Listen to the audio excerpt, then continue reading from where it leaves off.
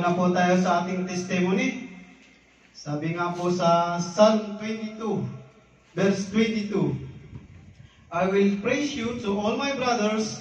I will stand up before the congregation and testify of the wonderful things you have done. Kaya yung pong mga pinagpala, sabi ng Panginoon, no? Magpapadotoo sa mga oras na ito. Sa ating pong Zoom, mga pinagpala. Ayun, hindi ka nakapagpasalamat nung nakarang Friday natin kita eh. Praise God. So, happy birthday to me po nung nakaraan. Naalala ko kagabi, nagpagupit ako eh. Sabi ng misis ko, magpagupit ka na. Sabi nung nagugupit sa akin eh, 30 ka na, no? Sabi ng misis ko, 28 lang po yun. Natawa ako sa sarili ko, no? Kasi, si Lord, praise God, sa 39 na edad ko, 40 na po ako, marami siyang tinuro sa akin. Diyos lang yung nagbigay ng karunungan sa akin, hindi ko yung aking sarili, hindi ko kaya itaas yan. Siguro kung wala ako sa Panginoon, itataas ko yung aking sarili, pero hindi na po yun ang gusto ng Panginoon, no? Binago niya na po ako. Testimony ko, may testimony lang lang po. Nung ako po ay nasa kalye, almost 11 years ako sa kalye na tumira, napakalaking pagbabago nung dinala niya ako rito, kasi biglaan po yun eh. Almost 2 months lang, nandito na kagad ako eh.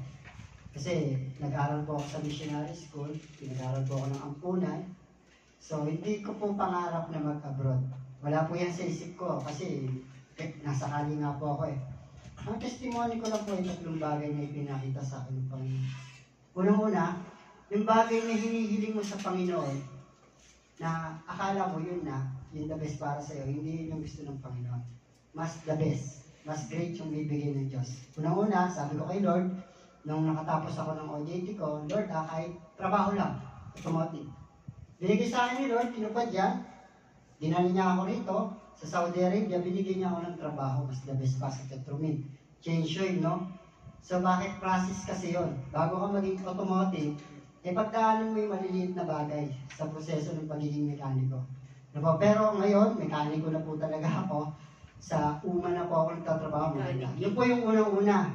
Sumunod, yung posisyon na hindi ko naman hiningi sa Panginoon noon, pinaranas niya po sa akin. Maging manager ka, tingnan ko kung gaano ka karunong umandal ng tao. So, binigay po sa akin ng Diyos yun. Tinuro niya po sa akin yun. So, ngayon, iniiwan ko na po. Dahil alam ko po na mas ito yung binibigay sa akin ng Panginoon. Kasi po, tinuro niya na sa akin yung pag-handle ng tao, nandun na po ako. So, tumigil na po ako doon. Alam ko na darating ang panahon ay mangyayari po uli yun at mas the best pa yung bibigay sa akin ng Diyos. Kasi will ko lang po yun. Pero yun ang gusto ng Panginoon, tinuro niya po sa akin. Ikatlo, hindi ako nangarap ng sasakyan sa buhay ko. Sa totoo, batang kali nga po ako eh. No? Hindi po, wala po sa ano kaya, isip ko yan. Pero binigyan po ako ng sasakyan ng Panginoon sa church, no? Yung church po ang naging daan kung paano ka matuto gumamit ng sasakyan. So ano po yung pinapakita ng Panginoon sa pagtuto ng aking buhay? No po? Even yung pinakamaliit na bagay na akala mo ikaw na yon, hindi ka doon ilalagay ng Panginoon. Ilalagay ka doon sa pinaka-the best na gusto niya para sa'yo.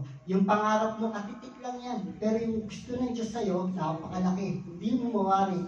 No po, ganun po ang patotoo na pinakita sa akin ng Diyos.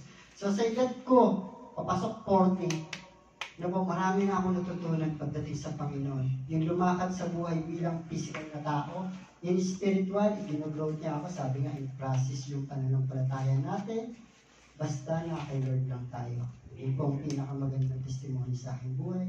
Sa araw-araw, lagi po ako nagpipray na, Lord, bigyan mo ko ng wisdom, huwag ang aking will, kundi ang iyong will. So, nagpapasalamat ako dahil binigyan niya rin po ako ng pamilya rito sa Saudi Arabia. Kayo, ano po, yung mga tinuro sa akin ng mga pastor. Hindi nga po ako nakatapos ng high school eh, pero pinagtapos po ako ng Lord ng school, no? Pinagtapos niya po ako sa mas the best, na edukasyon. The best po, hindi po ako nakapagtoga, pero si Lord pinagtoga niya ako. Praise God. Binigyan niya ako ng asawa. Mabuting asawa. So, pinagpapasalamat ko sa Lord, napakabait ng asawa ko, wala akong masabi dyan. Wala po akong masabi. Yun po yung mga regalo sa akin, Lord. Praise God. Yun lang po. May 50 reals ka mamaya.